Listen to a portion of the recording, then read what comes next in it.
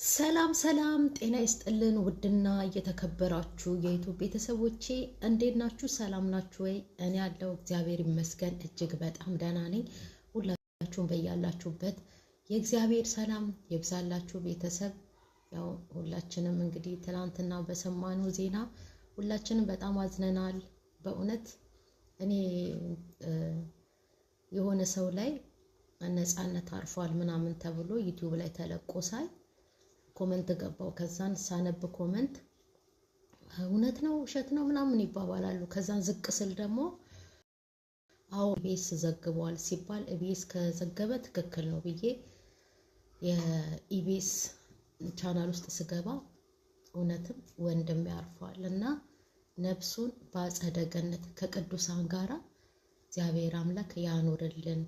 እውነት ከዚህ ቀደም ግን እሱ ወጥቶ አለው አልሞትኩም ደህና ነኝ ግን ሞተ ብላችሁ ዜናዬን ስታሰራጩ የነበራችሁ የቀብሬን ቦታንስ ለምን አልተናገራችሁም ብሎ ያለ ጊዜ በጣም ነበር ያዘንኩት። መድኃኔዓለምን የዛን ሰዓት ራሱ ሲናገር አንደበቱም ተሳስሯል። በቃ መልኩ ሁሉ ቅይርይር። ከዛም በኋላ እንደውም ውጪ አገር ሄዶ ታክሞ መጣ ከተባለ በኋላ ማለት ነው ነፃነት ሁለመናው ተቀያይሯል። ልብ ብላችሁ አይታችሁት ከሆነ ሁሉ ነገሩ አንደበቱማ የሌለ ነበር። መጀመሪያ እንኳን ደህና መጣ ብለው የጋበዙት ጊዜ መቅደስና እንትን ዳኒ ናቸው ኢንተርቪው ያደረጉት ጊዜ መድኃኔዓለምን አንደኛ የሱን ሰዓት አንደበቱ ስርስር ብሏል ወንድሜ።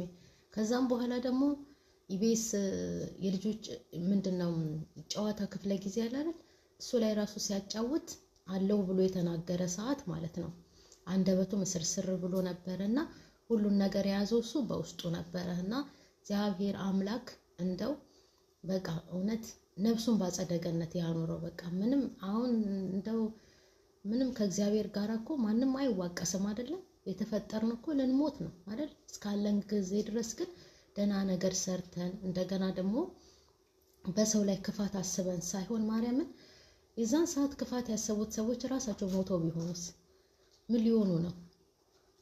ሳይሞት ሞተ። እውነቱን እኮ ነው። ሳይሞት ሞተ፣ ተቀበረ።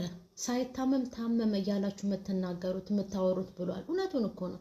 አይከብዳችሁም? ለአንደበታችሁ የዛን ሰዓት የቀልድ ብላችሁ የተናገራችሁት ይሄው አሁን ዛሬ እውነት ሆነ። እንግዲህ ምን ትሆኑ? እንግዲህ እርፍ በሉ። የበለጠ እያቀባበላችሁ የነፃነት ሞት በዚህ ምክንያት ነው፣ የነፃነት ሞት በዚህ ምክንያት ነው፣ የነፃነት ሞት በዚህ ምክንያት ነው። ምንድነው ምክንያት? እሺ ምክንያት ነው። ሞት በሆነች ውሃም ትን ብሎን ልንሞት እንችላለን።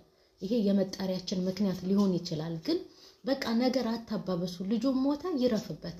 መቼም አርጅተን መሞት እኮ ቀርቶብናል። በቃ ከምንሰራው በደል ኃጢአት የተነሳ ማለት ነው አርጅተን መሞት ቀርቷል። በቃ የለም። ግን እንደዚህ በውሸት ወሬ ያቀባበላችሁ ያልሞተው ሞተ እያላችሁ እየቀበራችሁ አሁን ደግሞ ሰው ከሞተ አቤት ዩቲዩበር ግን በስመ አብ ወወልድ ወመንፈስ ቅዱስ ማርያምን እስማ ምን አሉ? የነፃነት አሟሟት ነፃነት በምን እንደሞተ ታወቀ።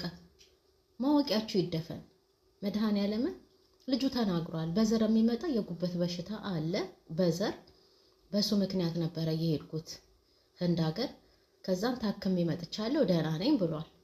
በውስጡ አምቆ እሱም ያው እግዚአብሔር በቆረጠው ቀን ሄደ እና አሟሟቱ ምክንያቱ ምንድነው? ምን ልትሉ ነው? አረ ተው ባካችሁን፣ እንደው ስለ ፈጣሪ ሆነባችሁ። ሰው ሳይሞት ሞት አትበሉ፣ አታሟርቱ፣ ፈልፈላ አትበሉ። እቺ ጉጉት ማታ ቁጭ ብላ ጉጉ ስትባሉ ሰው ይሞታል ነገ ጧት ይባላል አሉ። እሷን አትሆኑ፣ ጉጉቶች አትሆኑ፣ አታሟርቱ ሰው ላይ። ከሞተ በኋላ ደግሞ ማለት ነው በዚህ ምክንያት ሞተ፣ በዚህ ምክንያት ምንድነው? በምን ምክንያት? ተው። ርዕሱን ለእይታ እንደዚህ የምታደርጉ ለእይታ ነው ርዕሱን። ይሄንን ሞተ በምን ምክንያት እንደሞተ ምናምን ሰው ሰፍ ብሎ እንዲገባ ማለት ነው። ግን ለእናንተ ትክክል አይደለም። በቃ ትክክል አይደለም። ትክክለኛውን ተናገሩ። እግዚአብሔር ነፍሱን ይማረው። ማርያምን በጣም ብዙ በቃ እሱን ስለምናቀው ነው ወጣን እየያልንለት። እንደሱ ያሉ ወጣኑ ብዙ የማናቃቸው በቤት ውስጥ ህመማቸውን ሳይታከሙ መድኃኒት መርፌ እንኳን ሳያገኙ የሞቱ አሉ።